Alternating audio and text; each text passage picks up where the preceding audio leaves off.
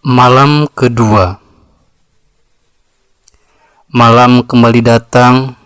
Sahrajat, Dunyajat, dan Raja Sahrayar telah duduk di satu meja. "Ayo kak, lanjutkan cerita kakak yang kemarin." Dunyajat tampak tak sabar mengatakan itu kepada kakaknya. "Baik, akan tetapi aku baru akan melanjutkan ceritaku atas izin dari Baginda Raja," jawab Sahrajat. "Lanjutkan ceritamu," ujar Raja Sahrayar. Sahrajat pun melanjutkan kisahnya. Ketika si kakek tua melihat tangisan anak sapi yang dibelinya, muncul rasa iba di dalam hatinya. Ia lalu berkata kepada penjual sapi, "Peliharalah sapi ini bersama hewan peliharaanmu yang lain." Jin yang mendengar kisah itu terkejut. Kemudian kakek tua pemilik kijang itu melanjutkan ceritanya. Semua kejadian itu terjadi di depan mata istri hamba, dan dia terus mendesak hamba agar anak sapi itu disembelih saja. Karena anak sapi itu gemuk, dan untuk menyembelihnya sebenarnya tidak terlalu sulit. Istri hamba itu lalu meminta agar penjual sapi itu mengambil anak sapi yang hamba pesan.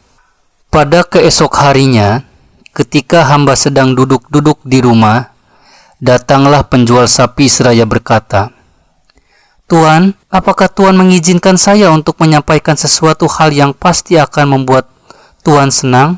"Tentu," jawab hamba. Si penjual sapi itu lalu memulai ceritanya. "Saya memiliki seorang putri yang mempelajari ilmu sihir sejak kecil. Kemarin, ketika Tuan meminta saya membawa pulang anak sapi yang Tuan pesan, saya membawa sapi itu ke hadapan putri saya itu. Anehnya, ketika putri saya melihat anak sapi itu, putri saya menundukkan wajahnya. Dia menangis sebentar dan kemudian tertawa. Dengan wajah merona karena malu, putri saya berkata kepada saya, 'Ayah, mengapa ayah membuatku malu dengan membawa seorang pemuda asing ke hadapanku?' Saya heran bukan kepalang dengan perkataan putri saya itu, dan bertanya pada dia, di mana pemuda yang dia maksud, dan mengapa dia menangis lalu tertawa. Putri saya lalu memberitahu bahwa anak sapi yang saya bawa itu sebenarnya anak Tuan yang telah disihir bersama ibunya oleh istri pertama ayahnya. Hal itulah yang membuat tertawanya, sedangkan hal yang membuat dia menangis adalah kejadian tragis yang menimpa ibu si sapi yang harus tewas di tangan ayahnya sendiri yang menyembelihnya. Tak sabar rasanya saya menunggu pagi datang untuk segera memberitahu Tuan tentang perkara ini. Wahai Paduka Raja Jin, ketika hamba mendengar penuturan si penjual sapi itu, hamba langsung pergi bersama si penjual sapi itu ke rumahnya. Pikiran hamba melayang-layang karena kegembiraan yang meluap-luap. Sesampainya hamba di rumah si penjual sapi, putri si penjual sapi langsung menyambut kedatangan hamba. Dia mencium tangan hamba, sementara putra hamba yang berwujud anak sapi langsung menempelkan kepalanya ke tubuh hamba. "Benar, anak sapi itu memang putra Tuan," ujar putri penjual sapi itu kepada hamba. Hamba lalu berkata padanya, "Nah, jika kau dapat menyelamatkan putraku, aku akan memberikan harta dan hewan ternak yang banyak kepadamu." Putri penjual sapi itu hanya tersenyum. Kemudian ia berkata, "Tuan, saya tidak bersedia menerima semua pemberian Tuan, kecuali dengan 2 syarat. Syarat pertama, Tuan harus menikahkan saya dengan putra Tuan. Dan syarat yang kedua, izinkan saya untuk menyihir dan memenjarakan orang yang telah menyihir putra Tuan. Karena jika tidak demikian, saya khawatir orang itu akan berbuat jahat kepada saya." Wahai Paduka Raja Jin, ketika hamba mendengar penuturan putri si penjual sapi itu, Hamba pun berkata padanya, "Baik, aku akan memberikan kepadamu harta yang banyak, dan aku halalkan darah istri hamba pertamaku yang jahat itu." Setelah putri si penjual sapi itu mendengar perkataan hamba, dia lalu mengambil cangkir yang isinya dengan air sampai penuh. Setelah merampalkan mantra, putri penjual sapi itu menyiramkan air mantra itu ke tubuh putra hamba yang masih berwujud anak sapi seraya berseru, "Jika Allah memang menciptakanmu sebagai seekor sapi, tetapkanlah kau sebagai sapi. Akan tetapi, jika engkau adalah seekor sapi hasil pembuatan sihir, kembalilah ke wujud asalmu dengan izin Allah." Setelah putri si penjual sapi itu selesai mengucapkan doa, tiba-tiba anak sapi itu berubah menjadi manusia. Hamba pun langsung memeluk putra hamba yang telah berwujud manusia. Hamba pun langsung memeluk putra hamba yang telah berubah wujud. "Demi Allah, ceritakan pada ayah semua yang diperbuat oleh ibu tirimu terhadap dirimu dan ibumu," kata hamba. Panjang lebar putra hamba menceritakan semua kejadian yang menimpa dirinya dan ibunya. Seusai mendengar penuturan putra hamba, hamba berkata kepadanya, "Wahai putraku, sebenarnya ketetapan Allah lah yang telah menyelamatkanmu. Wahai paduka jin." Setelah itu, hamba pun menikahkan putri hamba dengan putri si penjual sapi. Sedangkan istri pertama hamba yang jahat telah diubah wujudnya menjadi seekor kijang yang sekarang hamba bawa ini. Setelah peristiwa itu, hamba berjalan ke tempat ini dan tanpa sengaja bertemu dengan orang-orang ini. Hamba memang berniat untuk tetap di sini karena hamba ingin melihat gerangan apakah yang akan terjadi. Demikian cerita hamba. Raja jin itu lalu berkata, Sungguh ceritamu tadi adalah cerita yang menakjubkan. Oleh sebab itu, aku gugurkan sepertiga dari hukumanku terhadap pedagang kaya yang telah membunuh anakku itu." Setelah mendengar ucapan jin itu, kakek tua yang membawa 2 ekor anjing pemburu berdiri dan berkata kepada sang jin, "Wahai paduka raja jin, ketahuilah bahwasanya kedua anjing yang hamba bawa ini sebenarnya adalah saudara kandung hamba. Pada suatu ketika orang tua kami meninggal dengan meninggalkan uang 3.000 dinar. Hamba menggunakan uang warisan itu untuk membuka sebuah toko. Sedangkan saudara hamba pergi untuk berdagang. Setelah setahun ia pergi, saudara hamba itu kembali tanpa membawa apa-apa. Hamba bertanya padanya, "Wahai saudaraku, bukankah aku telah mengatakan padamu untuk tidak pergi kemana-mana?"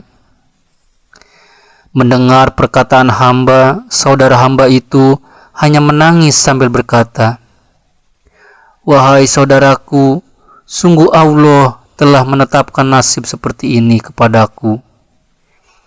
Maka tak ada gunanya kau berkata seperti itu padaku, karena aku sudah tidak memiliki apa-apa lagi."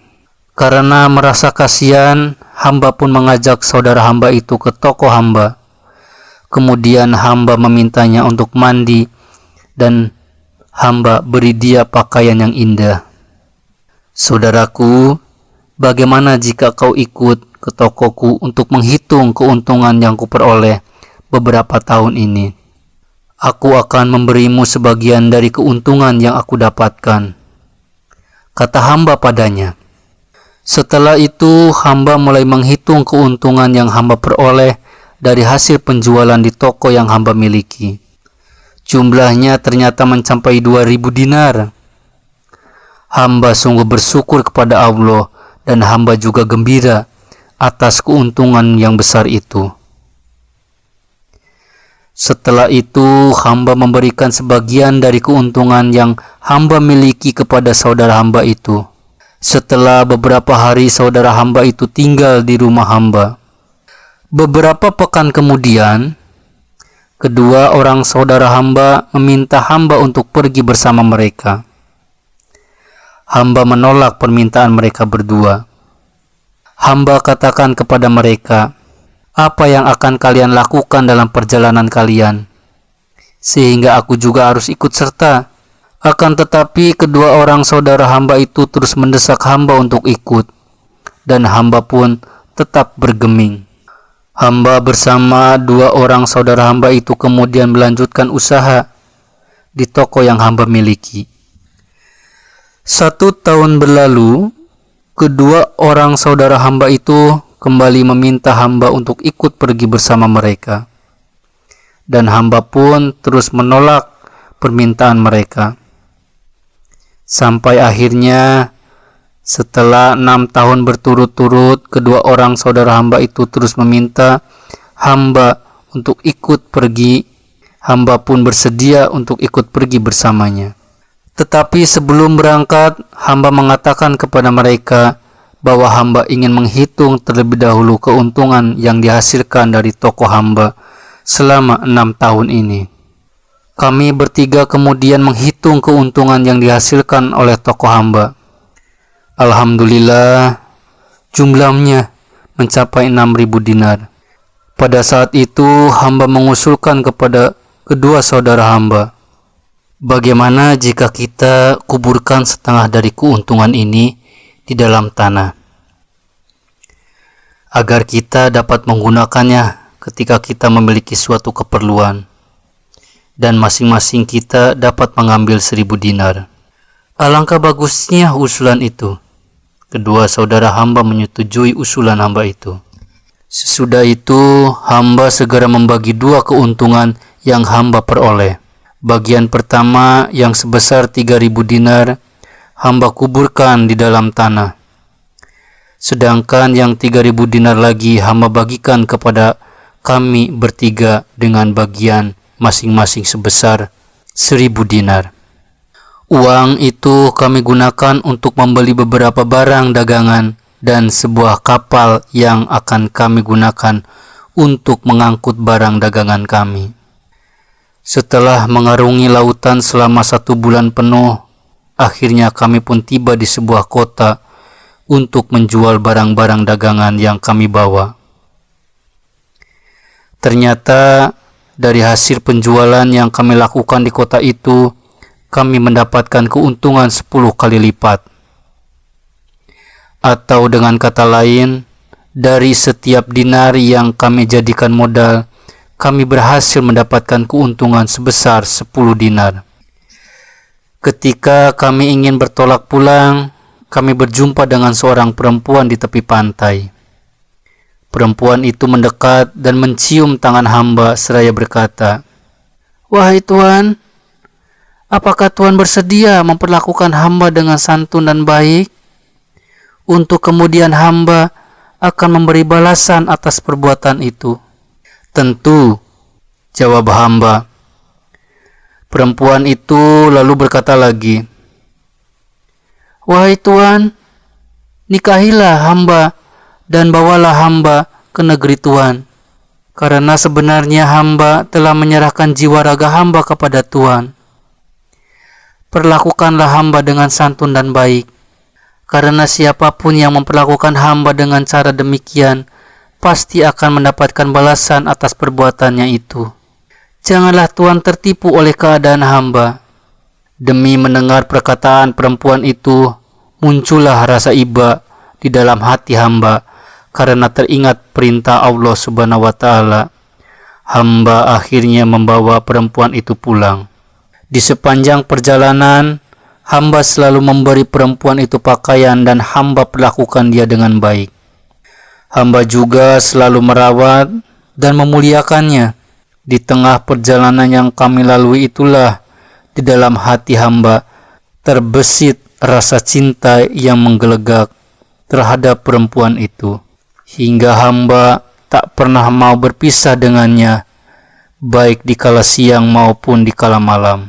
Sungguh hamba telah mabuk kepayang Perempuan itu telah memalingkan perhatian hamba dari kedua orang saudara hamba, sehingga hamba tidak mengetahui bahwa ternyata kedua orang saudara hamba itu mulai merasa iri dan dengki terhadap hamba karena hamba memiliki harta yang amat banyak.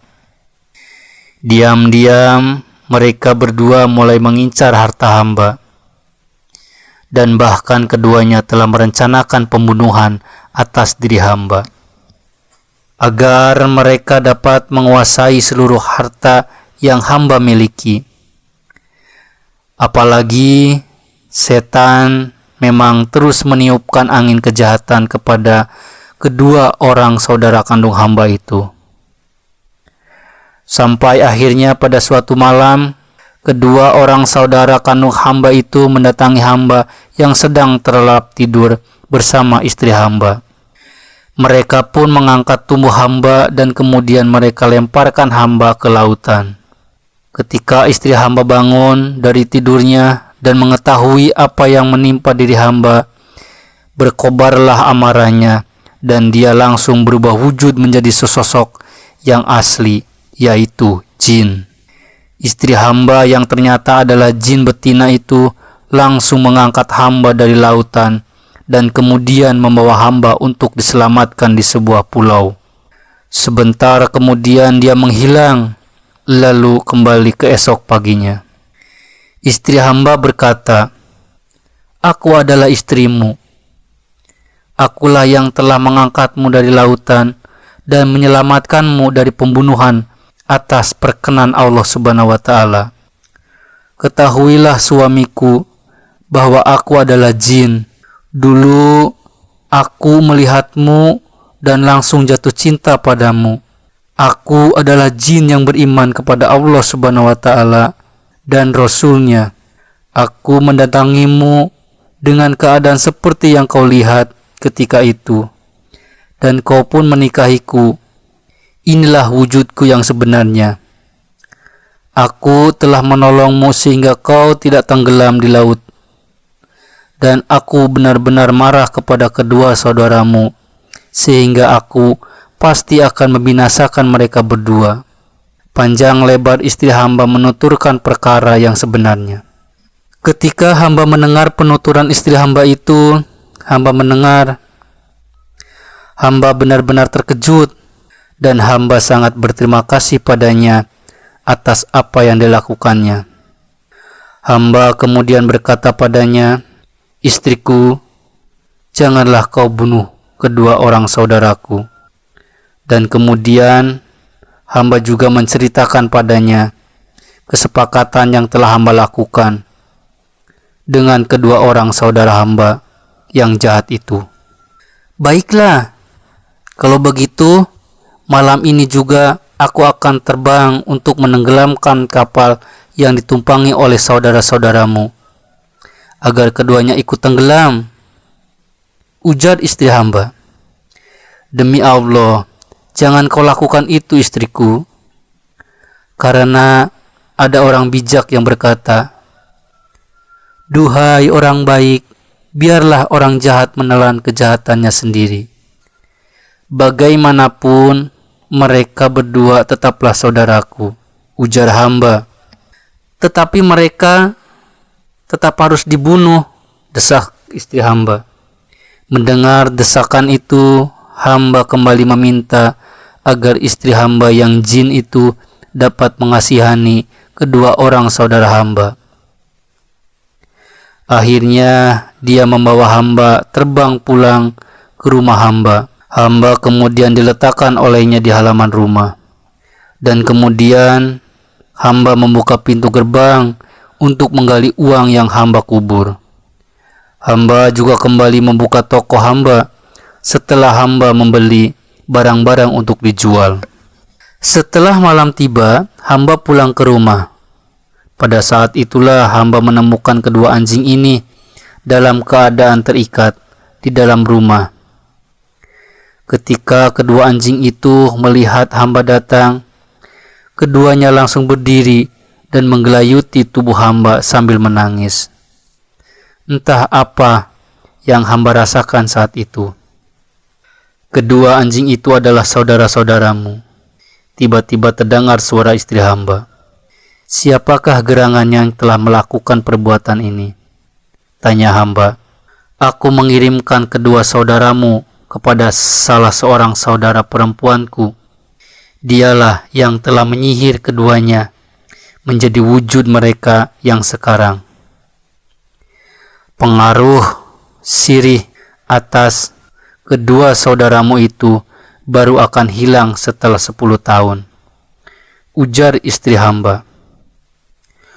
Oleh sebab itulah hamba pergi untuk menemui saudara perempuan istri hamba itu, agar kedua orang saudara hamba ini benar-benar dapat kembali menjadi manusia setelah 10 tahun. Namun rupanya di tengah perjalanan hamba bertemu dengan si pedagang kaya ini yang telah menceritakan persoalan yang menimpanya. Maka hamba lalu bertekad untuk tidak meninggalkannya sampai hamba tahu apa yang akan terjadi antara Paduka dengan dirinya. Demikian kisah hamba.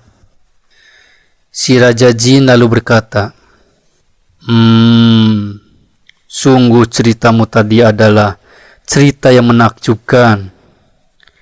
Oleh sebab itu, aku gugurkan sepertiga dari hukumanku terhadap pedagang kaya ini. Setelah mendengar ucapan jin itu, kakek tua yang membawa bagal berkata kepada sang jin, Wahai Paduka Raja Jin, bersediakah Paduka mengizinkan hamba untuk menceritakan kepada Paduka sebuah cerita yang lebih menakjubkan daripada kedua cerita yang telah dituturkan kedua orang teman hamba ini? Dan sebagai ganjarannya, hamba memohon pengampunan Paduka atas sepertiga hukuman yang harus dipikul oleh pedagang ini. Ya, aku bersedia, jawab jin itu. Kakek tua pemilik bagal memulai ceritanya. Wahai Paduka Sultan yang memimpin kaum jin, ketahuilah bahwa bagal ini sebenarnya adalah istri hamba sendiri. Pada suatu ketika hamba pergi meninggalkan istri hamba ini setelah 1 tahun penuh. Setelah genap 1 tahun, pada suatu malam hamba kembali pulang ke rumah. Namun malang bagi hamba, karena sesampainya di rumah, hamba memergoki istri hamba sedang bercengkrama dengan salah seorang budak. Keduanya asik bercanda sambil tertawa-tawa, bahkan kadang mereka saling berciuman. Demi melihat kedatangan hamba yang tiba-tiba, istri hamba langsung mendekati hamba sambil membawa sebuah gayung berisi air. Setelah merapalkan sebuah mantra ke dalam gayung, istri hamba itu kemudian menyiramkan air yang dibawanya ke tubuh hamba seraya berseru, "Berubahlah kau anjing." Seketika tubuh hamba berubah menjadi anjing. Istri hamba lalu mengusir hamba dari rumah. Dalam bentuk seekor anjing, hamba terus menyusuri jalan, sampai akhirnya hamba tiba di sebuah kios seorang penjual daging. Di kios itu hamba makan beberapa potong tulang.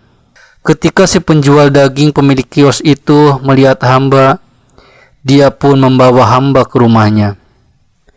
Sesampainya di rumah si penjual daging, putri si penjual daging itu melihat hamba dan berkata, "Mengapa ayah membawa seorang laki-laki asing ke dalam rumah dan membiarkannya masuk ke hadapanku?" "Lelaki apa yang kau maksud?" tanya si penjual daging kepada putrinya. Putrinya menjawab, "Sebenarnya anjing yang ayah bawa itu adalah seorang laki-laki yang telah disihir oleh seorang perempuan, dan aku sanggup mengembalikan dia ke wujudnya semula." Setelah berkata demikian, putri si penjual daging itu mengambil sebuah gayung berisi air sambil merapalkan sebuah mantra. Kemudian dia memercikan sebagian air yang sudah dimantrai itu ke tubuh hamba sambil berseru, "Kembalilah ke wujudmu yang semula. Seketika hamba pun kembali berubah wujud menjadi manusia. Hamba lalu mencium tangan putri si penjual daging itu dan memintanya untuk menyihir istri hamba sebagai balasan atas perbuatannya terhadap diri hamba. Putri si penjual daging itu kemudian mengambil sebagian air yang sudah dimantrai dan menyerahkannya kepada hamba. Dia berkata, "Percikanlah air ini ke tubuh istri Bapak ketika dia sedang tertidur. Maka dia akan berubah wujud menjadi binatang apapun yang Bapak kehendaki," ujarnya. Sambil membawa air mantra dari putri si penjual daging, hamba pulang ke rumah. Kebetulan ketika hamba sampai di rumah, ternyata istri hamba sedang tertidur. Tanpa pikir panjang, hamba langsung memercikan air mantra yang hamba bawa ke tubuh istri hamba seraya berkata, "Berubahlah kau dari wujudmu yang sekarang menjadi wujud seekor bagal." Inilah dia istri hamba, wahai Sultan para jin, dalam wujudnya sebagai bagal. Mendengar kisah dari kakek tersebut, sang jin merasa sangat senang, sehingga dia bersedia menggugurkan sepertiga hukuman yang akan dijatuhkannya kepada si pedagang kaya. Tanpa terasa pagi telah datang. Sahrajad mengakhiri ceritanya. "Duhai indah nian cerita yang kakak tuturkan malam ini." Dunyajat memuji kakaknya. Sahrajad berkata, "Tetapi cerita ini belum apa-apa dibandingkan cerita yang akan kakak ceritakan padamu besok malam. Itu pun seandainya kakak masih hidup dan raja berkenan memberi izin kepada kakak," ujar Sahrajad. Raja Sahraya yang kejam hanya diam. Meski di dalam hati ia berbisik, "Demi Allah, aku tidak akan membunuh perempuan ini sebelum mendengar sebuah cerita lagi darinya." Malam berlalu, pagi datang. Untuk kedua kalinya, Sahrajad berhasil selamat.